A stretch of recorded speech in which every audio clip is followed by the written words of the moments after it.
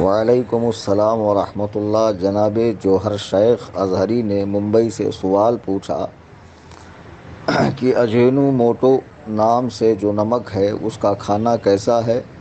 علماء کرام کی اس پر کیا رائے ہے؟ رہنمائی فرمائیں۔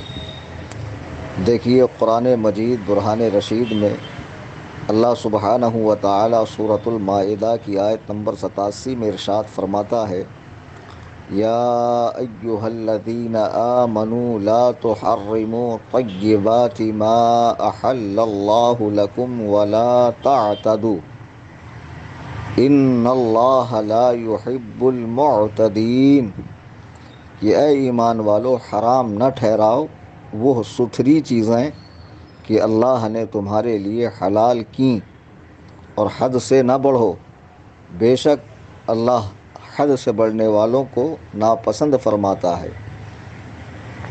اس آیت مبارکہ کی روشنی میں معلوم پڑا کہ جو کھانے پینے کی چیزیں ہیں جو اپنے نفس میں حلال ہے، تو ان کو یا ان کی کسی قسم کو حرام اپنی طرف سے آپ نہیں کہہ سکتے جب تک شریعت مطہرہ کی روشنی میں ان کا حرام و ناجائز ہونا معلوم نہ ہو۔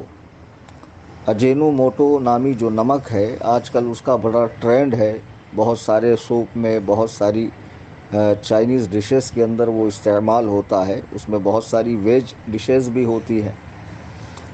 تو اصل میں اس کا جو معاملہ ہے وہ ذائقے کے لیے استعمال ہوتا ہے، اگر وہ نہ ڈالا جائے تو اس کا جو اصل ذائقہ ہے وہ معلوم نہیں پڑتا ہے۔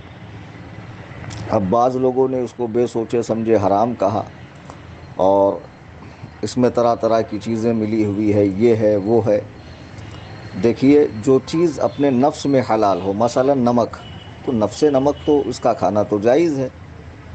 شکر ہو گئی، چینی ہو گئی، دالیں ہو گئی، سبزیاں ہو گئی، اناج ہو گئے بہت سارے قسم کے۔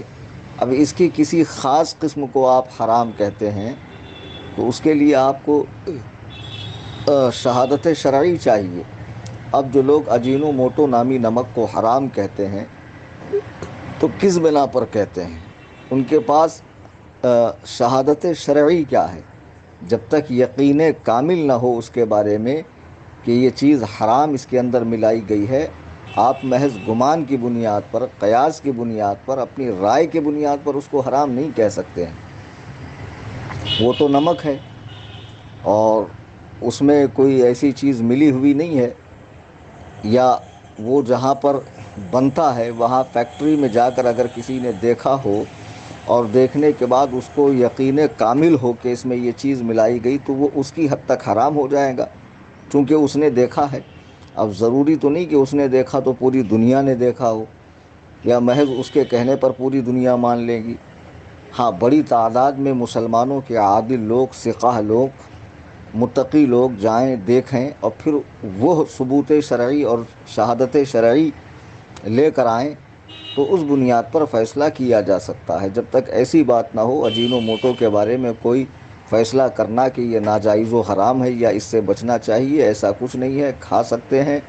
اور بچنے کا کوئی حکم، یہ بھی میری سمجھ میں نہیں آتا کہ بچا کیوں جائے، جب اس کے اندر کوئی چیز ایسی معلوم نہیں ہے، یقین کامل نہیں ہے، تو کس بنیاد پہ کہا جائے گا کہ اس سے بچیے۔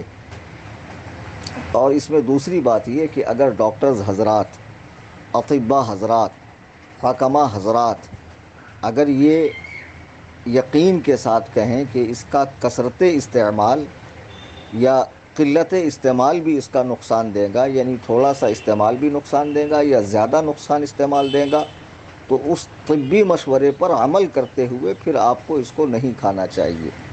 لیکن یہ مسئلہ فن طب کا ہو گیا، ڈاکٹر حضرات کا ہو گیا۔ اگر وہ کہیں کہ اس سے اگر ہڈیاں گلتی ہے، یا اس کا کثرت استعمال آپ کے لیے نقصان دہ ہے، یا قلت استعمال سے بھی آپ کو نقصان ہوگا، تو اس صورت میں آپ نہ کھائیں، یہ آپ کے لیے بہتر ہے۔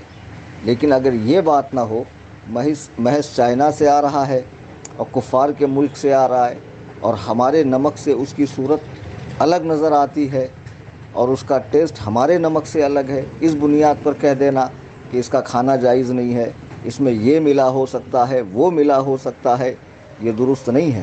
قرآن کریم میں اللہ نے فرمایا کہ اللہ نے جو چیزیں حلال کی ہیں ستری چیزیں، انہیں اپنی طرف سے حرام مت کہو، چونکہ اس طرح حد سے بڑھنے والوں کو، حد سے تجاوز کرنے والوں کو اللہ سبحانہ و تعالی پسند نہیں فرماتا ہے۔ واللہ تعالی اعلم بالصواب۔